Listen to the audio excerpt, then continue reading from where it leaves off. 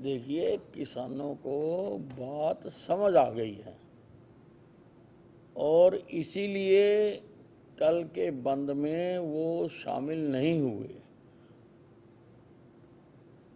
इतने बड़े प्रदेश में कुछ हजार लोग ही भटके हुए सड़कों पर आकर बैठे, बाकी लोगों ने बहिष्कार किया है। तो अब ये मूवमेंट पूरी तरह से फेल हो चुकी है। जो लोग भड़काकर किसान के कंधे पर बंदूक रख के चलाना चाहते थे,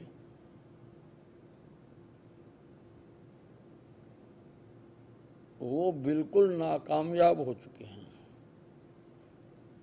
ये बताएं कि जिस तरह से पिपली में जब प्रदर्शन हुआ था उस दौरान सोशल डिस्टेंसिंग ना रखने के चलते और ये जो पैंडेमिक जो सिस्टम है उसको लेकर जो है मामले दर्ज किए गए, कल भी सेम समस्या वो जो जगह जगह थी, क्योंकि सड़क जाम करना या रोकना भी अपराध की श्रेणी में आता है और ये सोशल डिस्टेंसिंग की बात की है।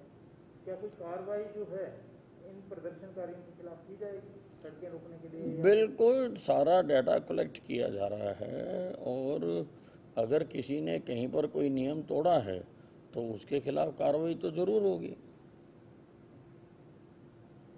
तो ये आपने अधिकारियों को कोई ऐसे आदेश दिए हैं डाटा कलेक्ट करने के, और दिए हैं तो कितने दिन में उन्हें ये काम पूरा करने के लिए? नहीं, वो तुरंत होता है, साथ साथ होता रहता है और रिपोर्ट आ जाएगी।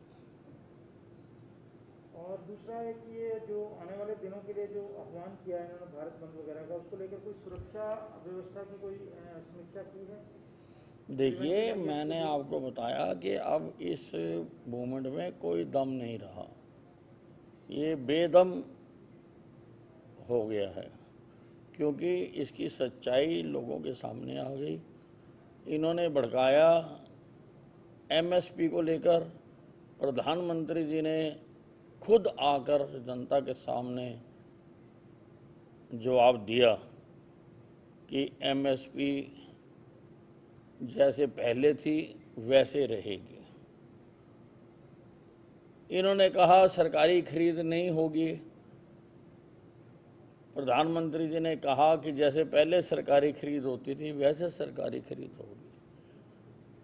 तो कोई अब इसमें प्रश्न रह नहीं गया है और किसान अब पढ़ा लिखा है। अब वो पुराना किसान नहीं रहा, अब समझदार किसान है। किसानों को बात समझ आ गई है, अब वो इनकी बातों में नहीं आएंगे।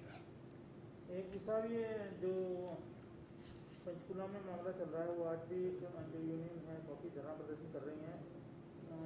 जो आत्महत्या की है उसमें आपकी नर्सिंग की डिप्टी सुप्रिंटेंडेंट ने, उस मामले में कोई संज्ञान लिया? मैंने जांच करने के लिए कह दिया है और फॉर द टाइम बिंग जो उस डॉक्टर को वहाँ से तबादला करने के लिए भी कह दिया। कोई विवाद आपके सामने आया कि किस तरह का विवाद था? नहीं, वो तो जांच के बाद ही पता लगेगा।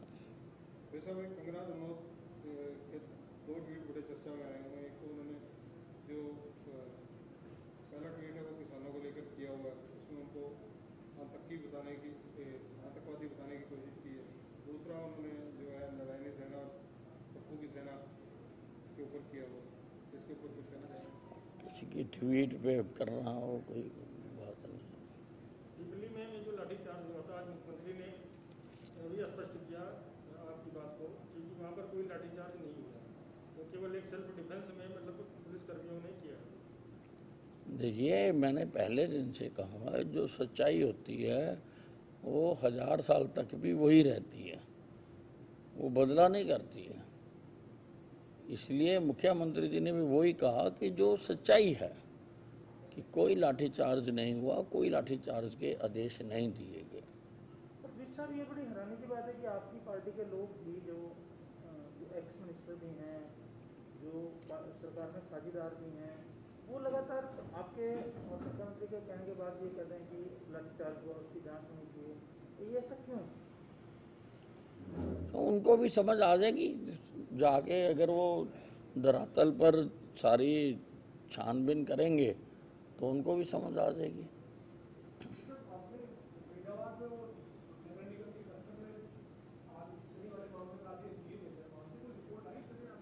अभी आई नहीं।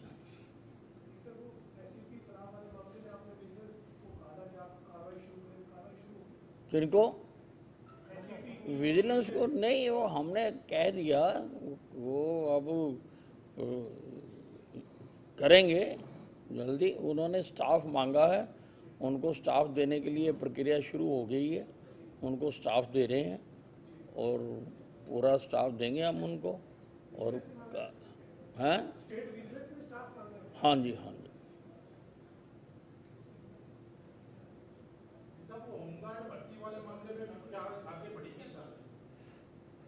वो अब अभी उनसे पूछेंगे। अभी मैंने आपको बताया ना कि अभी उनका ये था कि हमारे पास स्टाफ ही नहीं है, तो वो बिल्कुल एक डिफंक्ट ऑर्गेनाइजेशन बन के बैठी हुई थी, स्टाफ नहीं था। अब मैंने अधिकारियों को कहा है कि जितना अधिक से अधिक स्टाफ दिया जा सके, ताकि ऐसी जितनी भी और संस्थाएं हैं हमारी, वो सारी फंक्शनल हों, तो स्टाफ की वजह से उनका काम ना रुके।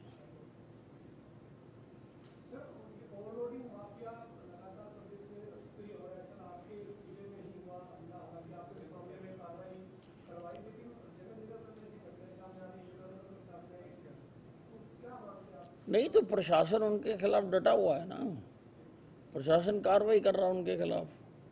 अम्बाले का केस हुआ तो सारा प्रशासन ने डट के उसमें उनको खिलाफ कार्रवाई करने की कोशिश की है और 6 आदमी गिरफ्तार भी हो चुके हैं, बाकियों को भी गिरफ्तार किया जा रहा है। और भी जहाँ होगा कहीं पर भी ये जो माफियाज हैं, चाहे वो रेत माफिया है, चाहे वो ओवर रोडिंग माफिया है, इनको काम नहीं करने दिया जाएगा। कल राज्यसभा में जिस तरह से हालात हुए, उन हालातों को किस तरह देखते हैं आप? जो माइक तोड़ा गया, रूल बुक फाड़ी गई। अब ये जो लोग हैं,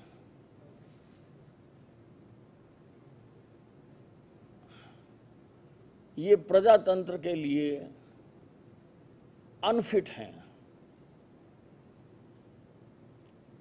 इनको तो अपने फैसले जाके अखाड़ों में करने चाहिए। लोकसभा या राज्यसभा में ये तरीका कामयाब नहीं हो सकता।